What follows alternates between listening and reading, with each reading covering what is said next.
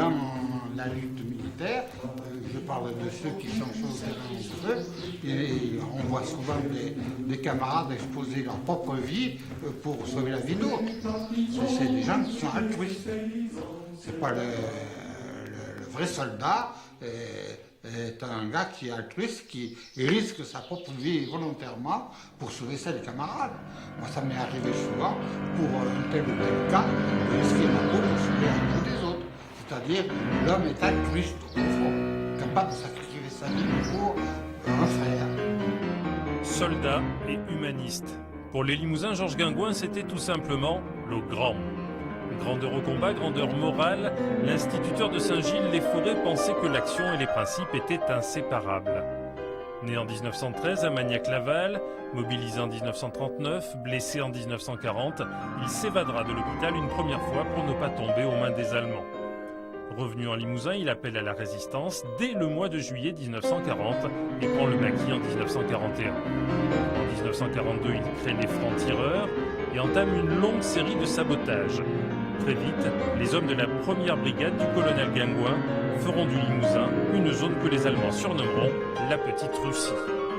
En juin 1944, celui qui est devenu le préfet du maquis fait capturer un des commandants de la division SS Das Reich, retardant ainsi sa progression vers la Normandie. En juillet, il inflige une défaite aux troupes allemandes sur le mont Gargan dans une bataille qui durera 7 jours.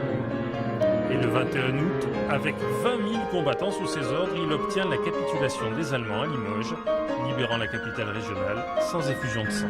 J'ai pensé d'abord et immédiatement à nos camarades qui étaient emprisonnés. Et j'avais absolument raison, parce que dans beaucoup de villes de France, malheureusement, comme à Bourges et d'autres villes de France, où il y a eu une attaque frontale, eh bien les Allemands, avant de partir, ont sorti nos camarades des prisons et les ont fusillés. En 1945, Georges Guingouin est élu maire de Limoges, puis redevient simple instituteur 2 ans après. Mais en 1953, le héros de la résistance sera victime d'une machination politico-judiciaire. Emprisonné puis tabassé, il ne sera blanchi qu'en 1959. Commandeur de la Légion d'honneur, compagnon de la Libération, médaillé de la Résistance, croix de guerre, décoré des plus hautes distinctions militaires américaines et britanniques. Durant la Seconde Guerre mondiale, peu d'hommes eurent un parcours aussi glorieux que Georges Guingouin. Mais celui qui fit du Limousin une terre de résistance sera toujours lucide sur ces événements. Georges Guingouin n'aimait pas la guerre. Vous n'avez jamais vu des hommes mourir? Vous n'avez jamais vu votre uniforme couvert de sang de vos camarades? Vous n'avez pas vécu ça?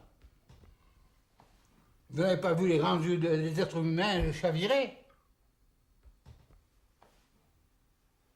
Il faut comprendre ce que c'est la guerre. C'est pas une petite aventure. Hein. Et là, c'est des volontaires, des gars qui auraient pu rester dans leur famille bien tranquilles, vivre leur petit ronron, et qui est harmonieux et tout ça. Alors que il y a un point d'honneur, je voulais dire. Dans les vieilles campagnes limousines, on dit on se fait honneur. Eh bien, ici, les hommes se sont fait honneur.